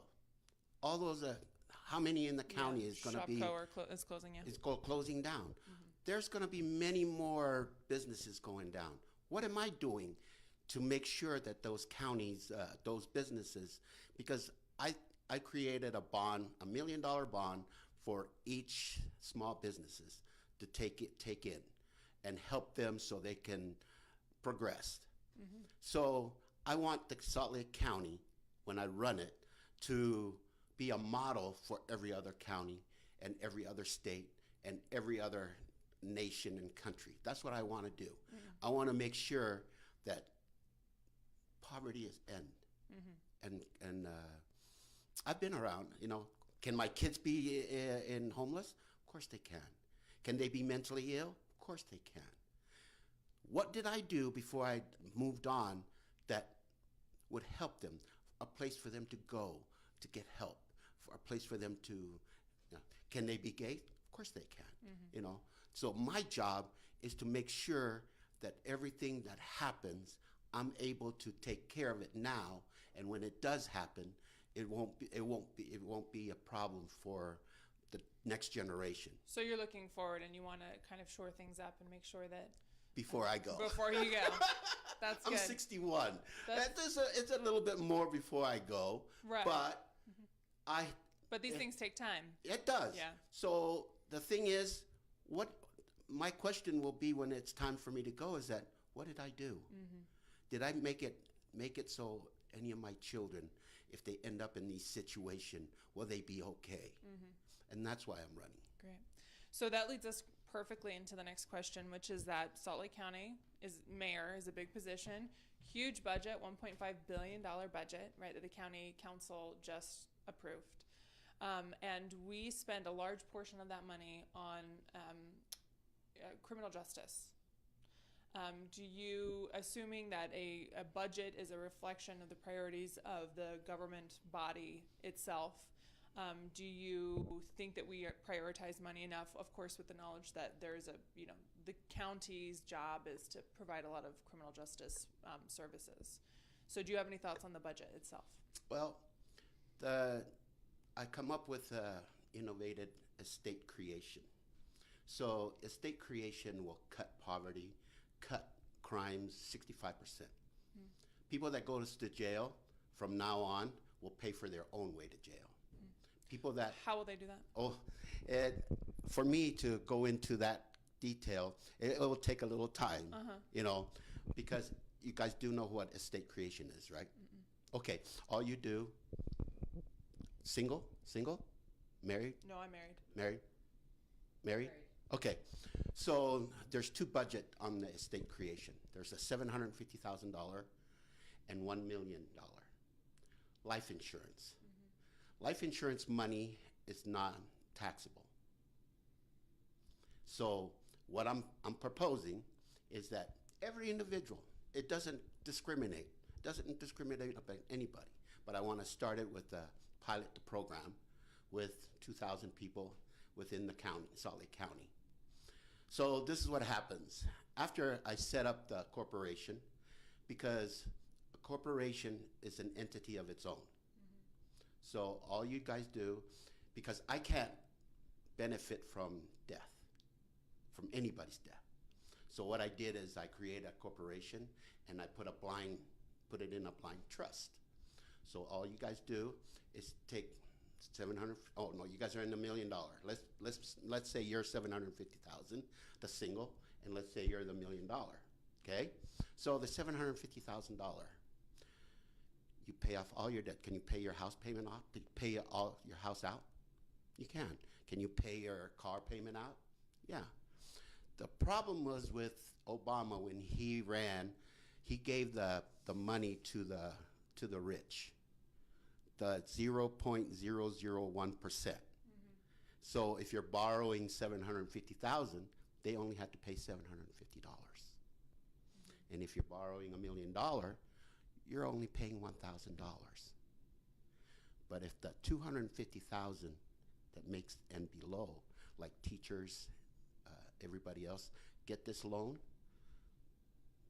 So they would not have a house payment. They would not have they would have health care at $25.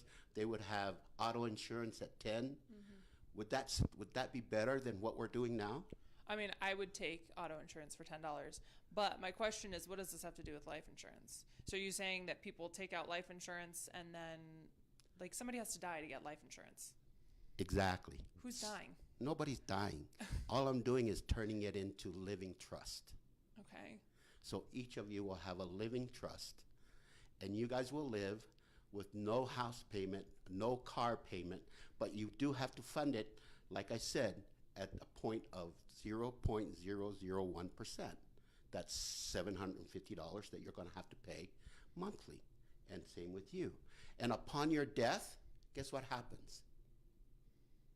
That money that you borrowed and used will come back and be paid for the next generation to use. So it's a $750 a month payment to lower all of your other payments. Yeah. Okay. All right. So Salt Lake But County. that's just for singles. For married couples, they have children. They have to pay for for education. They have to pay for all of this stuff, including people that are handicapped, people that are disability, people that are $1 million is not that much, but it will take care of the people that needs to be taken care of if you're a caretaker. If you're a caretaker, that means children, disability, elderly. They also need help. A lot of the problems of the country, or just here in the Salt Lake County, what I want to do is pilot the program, make sure that all the reds and the kinks are out, and then it will be put out. You can't just take this program and put it out. You have to pilot the program, take all the red tapes out, take all anybody's question. What about this, and what about that, and what about this? But it will one day make it more easier. Even the people that are furloughing right now, they could use a program like this. But, well, what would a payment for a married couple with children be a month? $1,000, $1,000 a month. because it's $1 million loan. So then what would their housing payment be? So you're saying the point of this is that No, the house is already paid off. the house is already paid off through this program? Yeah. Okay, so Salt Lake County provides some great programs for its residents. We've talked about libraries. In the past, we've talked about libraries and trails and arts programs and stuff like that. Would you add anything besides this, of course, programs specifically for the Yeah. residents? The traffic is horrible. So all the libraries in the county should be, let's say, certain areas, but all computerized. And workers from the county, workers from the federal, workers from the immigration, whatever agency, just like this place, you know, A co-working a space. co-working place. So they can go in instead of traveling into Salt Lake. This will cut traffic down. Instead of coming here, stay in your own city and go to the library. And that will cut traffic down. Second part is that why don't they just use golf carts in all these cities as a second car? That will cut emission down terribly. How fast do golf carts go? They don't go very fast. Right. You don't get many accidents. Right, that's true. That's Accidents true. is the highest, second highest killer to stress and heart disease. So what I'm talking about, it does ease stress. It does stop it gives individuals financial stability, and you make the choices. If you pay for schooling and you don't go to school, guess what? It was your money, not the county money, not the state money, not the federal money. You're in charge. If your kids don't go to school, guess what? That's the money that was given to you for their education. You're in charge. Like I said, the $750,000 and the $1 million is not that much, but it's for you to take charge and responsibility for the financial stability of your family. Okay, cool. Lauren, shall we go on to the next question? Sure. Great. So, this might be a little too specific of a question based on the way that you're approaching your platform, but we've been asking candidates if they thought that Ben McAdams did the right thing by vetoing the Olympic Hills development. And so I think largely the question is, if you want something that a lot of your constituents are really opposed to, do you think that that would be something appropriate for you as the county mayor to veto? I'm not going to judge what he did, but because that's what his decision was, and at that time, and the way he felt what it was best for the county. It'll be totally different for me, because I will listen to what the constituents is, and then they got to know that there's a budget. Can we afford it? Can it come in, and will we prosper from it? The first time, I'm not sure, did we prosper from the first one? I think it was nice to have the Olympic here before. Oh, Olympia Hills. Yeah, like a high-density housing development. Oh, it's a housing development. Okay, we're talking about a house. Sorry. I was going to say, Didn't we put in a bid for the Olympics? Yes, and we will talk about that in just a minute. Okay. So tell me a little bit about. Well, why don't we move into the larger question of affordable housing is a real need in the county. Do you have any ideas on how you'd like to see the county create more housing for people that need it? Like I said, it takes time, and it needs to be pilot the program, but it will eventually clear out all the housing. Because what I'm telling you, you're not going to have a mortgage, you're not going to have a car payment, you're not going to have a mortgage insurance. Just those things taken out of your pocket and only making it a solid $750 a month or $1,000 a month for a family. Does that help? So, I guess my question is, $750 would cover maybe half of my rent right now, and so is it just? And I don't have a mortgage; I'm renting. So the question is it like $750 goes towards the rent, and then I make up the rest because No, Okay. that's the whole thing. So what you're saying Same is, thing with your rent. So you're just saying it would just like across the board, even through the pilot program, lower cost across the board. Yes. Okay. it would just be covered. Okay, so let's talk about the homelessness issue in Salt Lake County. Obviously, that's a big problem. A lot of folks without a place to live. Do you have any thoughts on that? Yeah, I'm sorry. No, go ahead. There's 14 cities, and every city has a facility for people to work. They go out and cut lawns. They go out and shovel snow. They also have crossing guards. These are low-paying jobs. So if they want to, if they don't want to be a job, they won't work. But if they do want a job, we can find all of them a job and put them in a housing close to it and use golf carts so they can just go to their work and stuff and do. Okay, Because in Harriman City, I could just use a golf cart to run down to the store or run to get to the gas station or run to simple stuff. Is like, do you really need to turn your car on? No, use something that is more air. And do I need to come into the city for any federal or county issues or anything? No, just get in your golf cart and go over to the library. So if I understand what you're saying, you would want to work with cities Oh, to definitely. help them plan to make the things that people need to access closer Yes. to where they live. Yes, to cut the traffic down because that's why all the bad air. I'm not saying my situation is going to magically clear everything and stuff. Yeah. I'm not saying what I'm proposing or doing but we need to start somewhere. And if we don't start somewhere, then we're going to stay with the status quo. Okay. Let me ask you a question about suicides and opioid use in Utah.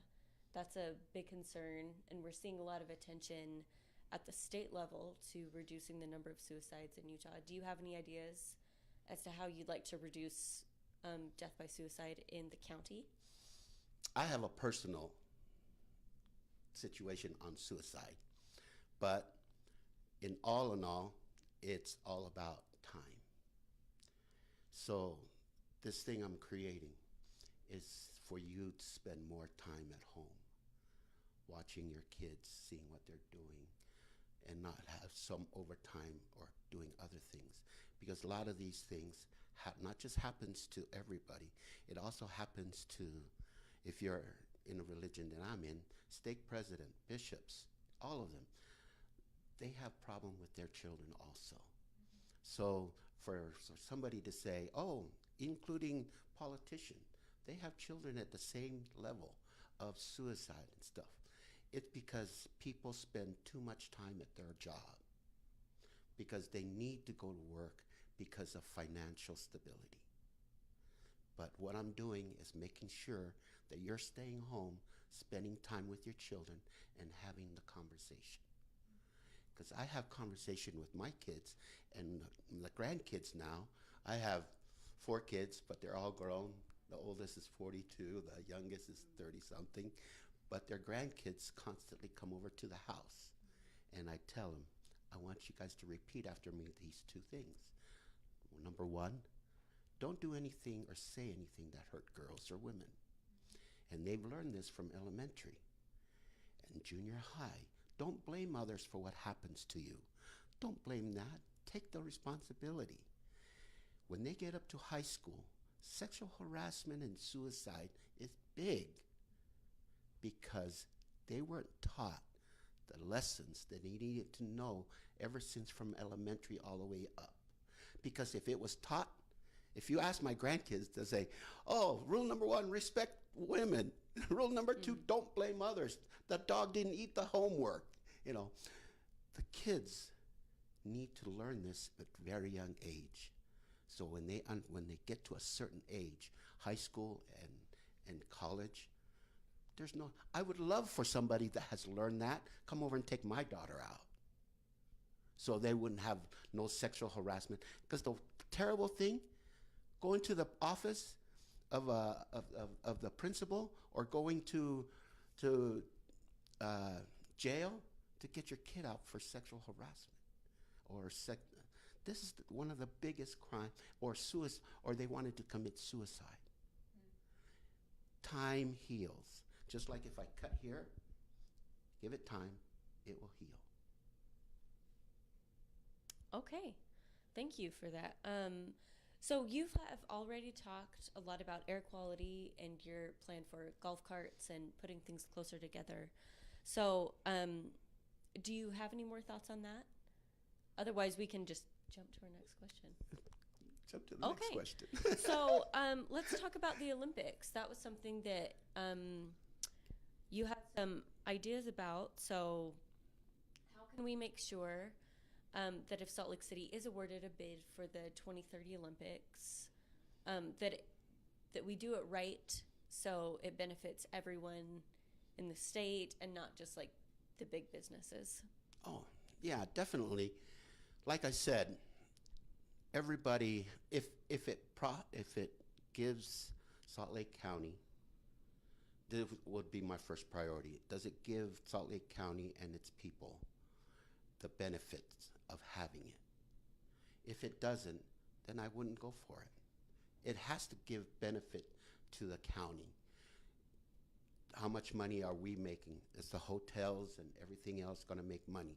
Are the Uber people and all that, are they making money? Is the small businesses going to thrive when this thing announced? And is it going to be, because people will come and they want to visit Utah? Is our tourist thing online for the county? That's what I would look at, and if it's good, I'd go for it. If it's not, then no. You don't do something that, you don't climb over pennies to just pay with $1. So no. Yes, if that decision I can't make on my own, that's up to the people. But my job is to present to them what they're going to get. Okay. Well, let me pass it back to Katie to wrap up. Great. So what is your vision for a well-functioning and vibrant county in like 10 to 20 years? I hope the program runs, and I hope we all strive, and it be historic, because it started here in Salt Lake County. By if they vote for me going in 5 years, the program should already be running smooth, and everybody will be no more poverty. So what I'm trying to do is bring everybody to middle class. If we bring up the bottom to middle class, and a bigger middle class is a better economic. It cuts less crime. Crime will be cut 65% less than anything. We won't have to worry about building big jails. Maybe we can build places for mentally ill or people that need help because they were just born that way, disability, or they went to the Army and stuff like that. Or so. Maybe that's what we should get into, helping children. You know, my number one thing is that, gee, the only war I want my kids to go to is Fortnite. I agree. For me, you know, hopefully that day will come before I die. Great. All right. Well, thank you so much, Don Fanua, for joining us. Thank you. And best of luck. The election is on Saturday, so Yes. short campaign. That's great. All right. Very good. Thank you for joining us. Thank you.